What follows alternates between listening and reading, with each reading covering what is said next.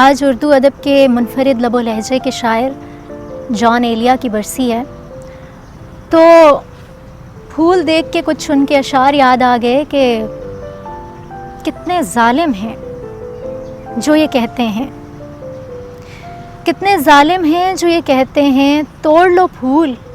پھول چھوڑو مت۔ باغباں ہم تو اس خیال کے ہیں دیکھ لو پھول، پھول توڑو مت۔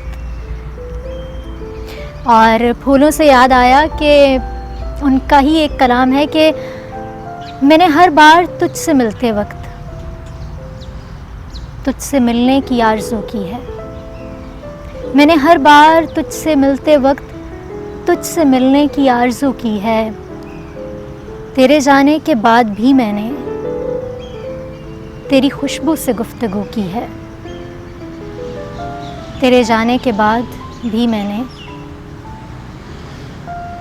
تیری خوشبو سے گفتگو کی ہے۔